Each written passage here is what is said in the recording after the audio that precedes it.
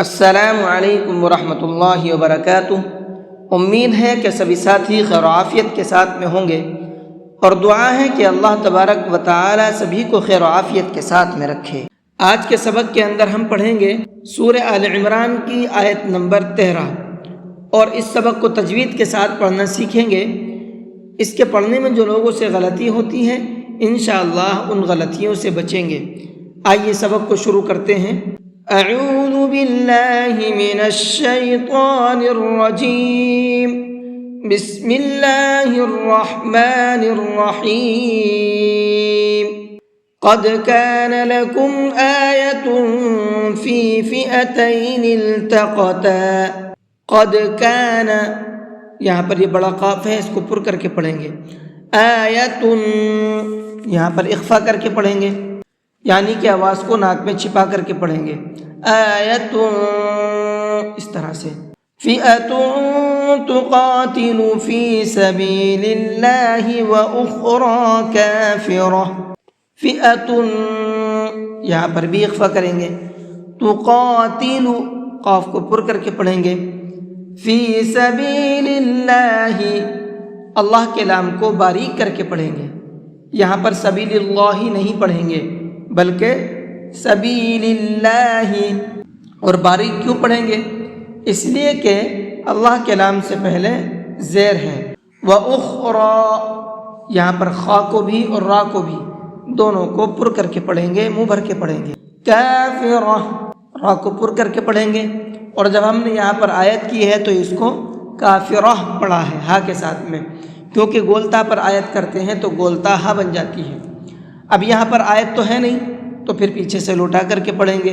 کافرۃ یرونہم مثلیہم رأی العین۔ تن کے اندر غنہ کر کے پڑھیں گے، یعنی کہ آواز کو ناک میں روک کر کے پڑھیں گے۔ رأی ال، اس را کو پر کر کے پڑھیں گے، اور یہاں پر حمزہ کو جھٹکے کے ساتھ میں پڑھیں گے، را، اس طرح سے۔ کیوں؟ کیونکہ یہاں پر یہ حمزہ ساکن ہے، حمزہ کے اوپر جزم ہے، اور حمزہ ساکن ہوتا ہے تو اس کو جھٹکے کے ساتھ میں پڑھا جاتا ہے۔ واللہ یؤید بنصرہ من یشاء، یہاں پر اللہ کے لام کو پر کر کے پڑھیں گے۔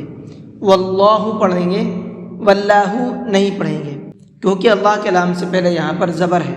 یؤید، اس لفظ کو پھر دھیان سے سنیے گا۔ یؤید، یہاں پر یہ حمزہ پڑھا جائے گا، واو نہیں پڑھا جائے گا۔ بنصرہ، اس صاد کو بھی پر کر کے پڑھیں گے۔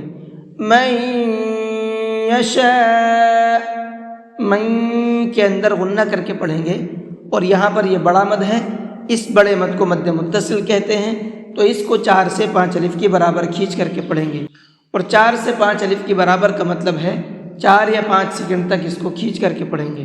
ان فی ذلک لعبرۃ لأولی الابصار۔ ان کے نون کے اندر بھی غنہ کریں گے۔ لأولی، یہاں پر اولل نہیں پڑھیں گے بلکہ اولل، حمزہ کو جلدی پڑھیں گے، اور یہاں پر یہ واو نہیں پڑھا جائے گا۔ ابصار، صاد کو پر کر کے پڑھیں گے۔ تو الحمدللہ آپ کی آیت نمبر 13 بھی مکمل ہو گئی ہے۔ آئیے اب اس کو ایک بار پڑھ کر کے بھی دیکھ لیتے ہیں۔ قد كان لكم آية في فئتين التقتا، فئة تقاتل في سبيل الله وأخرى كافرة يرونهم مثليهم رأي العين، والله يؤيد بنصره من يشاء، ان فی ذلک لعبرۃ لأولی الابصار۔